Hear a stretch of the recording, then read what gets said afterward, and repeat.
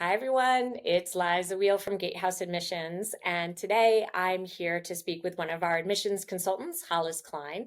I've known Hollis for years, and I'm excited to give you a chance to get to know her today as well. Hollis, hello. Hi, Liza. I know you enjoy working with clients who may not view themselves as strong writers. How do you help them be better writers? Yeah, so I think that this is really an iterative process. I think what I try to do with clients who are not strong writers is, first of all, work with them to make sure they know what story they're trying to tell or how to shape an essay. And so the first step really is that brainstorming stage where we're figuring out what do you want to write about and how do we want to structure it. And I think that that really pays dividends down the line because even if you're not a strong writer, if you have a really strong structure, it allows you to then get something down that you can work with. And so once we have that structure in place, it's really just a matter of going through draft after draft. And when I'm correcting something that I feel like is not written strongly or needs to be changed, I try to tell my client why. So that then next time, if they write something that's similar, they can maybe say to themselves, oh, last time I fixed this, maybe this time I'll fix it myself before it even gets to Hollis. And sometimes it takes, a few times of saying the same thing over and over again. But I do try to make it an instructive process where they're learning something along the way. And then by the time we get to that final polished draft, I think it's something that we can both be proud of, that we've worked really hard on. And I've been impressed many times over by the people who walk in the door saying they're not strong writers who end up with really excellent essays by the end of the process. Oh, that's great. I like that you're helping them become better writers. I think that's a great skill that they're then left with as they go to business school as well. You also, let me ask you this. What part of admissions coaching do you enjoy most? Yeah, so I think there are a couple of things that I enjoy most. One of them is just that iterative process of writing and editing. I love that. I've always been a reader, I've always been a writer. I like geek out on the individual word choices and that sort of thing. And so I love that process. And I love seeing something go from a really rough draft to something that's really polished in the end. But I think also I just love getting to know a wide variety of people. I've been doing admissions consulting for a long time. I've worked with people from all over the US, from different industries, from other countries, a wide range of other countries. Some of the clients that I've worked with speak English as a second language, and so their individual challenges associated with helping someone from that background. There are challenges associated with helping people who come from different cultural backgrounds, who maybe have norms of self-presentation that aren't the same as the norms in the US. And so I think it's just that breadth of getting to know a lot of different people from a lot of different places.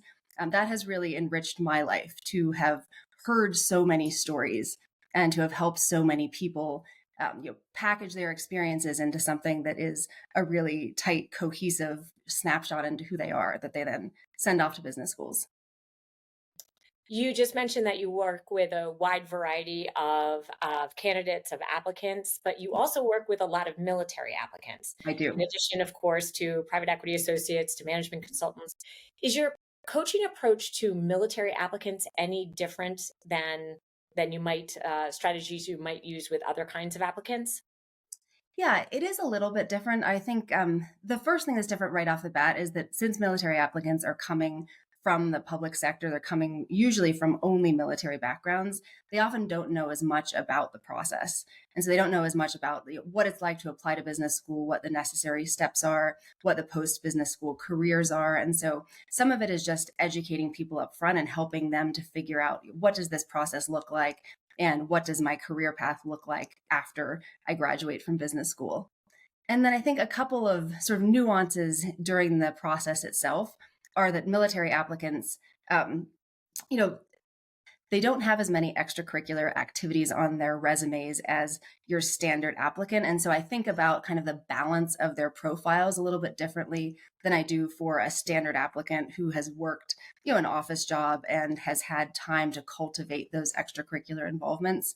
With military applicants, often they've moved around a lot.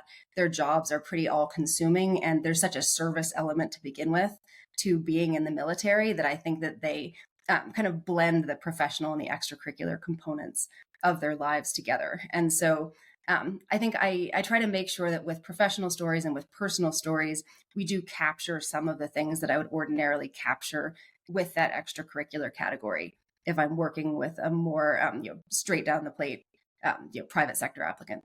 Tell me, you mentioned that you've been coaching for a while. What's a frequent piece of advice that you find yourself giving your clients? Yeah. So I think one of the most basic pieces of advice that I give my clients is just to be authentic. And I think that's particularly prized by certain business schools. Certain business schools care a lot about figuring out who someone is. And Stanford's famous for their question, what matters most to you and why? And I know, I know that we work with our clients, to get closer and closer and closer to a response that feels authentic, that feels differentiated. But I think a lot of business schools really care about seeing who you really are. They don't want to see a packaged version of you that corresponds with what you think they want to see. They really want to see you. And that's not to say that they want to see someone who is totally unfiltered, just like spilled out onto paper. They want to see a version of you that is thoughtful and that does correspond with some of the things that business schools are looking for. So there's still a lot of picking and choosing stories to tell and qualities to emphasize. But I do think it's very important with each of my clients that what they ultimately submit feels like an accurate reflection of who they are and what they care about. Okay, last question. I know as we do here at Gatehouse, you, as all of us do, we help people with interview prep. Yeah, Talk to me about your process of helping your clients prepare. sure. So I think part of this, at the most fundamental level, I think what I do is I help my clients brush the rust off their interviewing skills, because a lot of people really have not interviewed for a long time.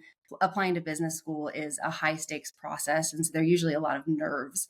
And I think one of the nice things about our baseline interview here at Gatehouse is it gives clients a chance to come in and just get used to the process again and answer questions that come from a wide range of business schools, but just help them get back into the mode of interviewing.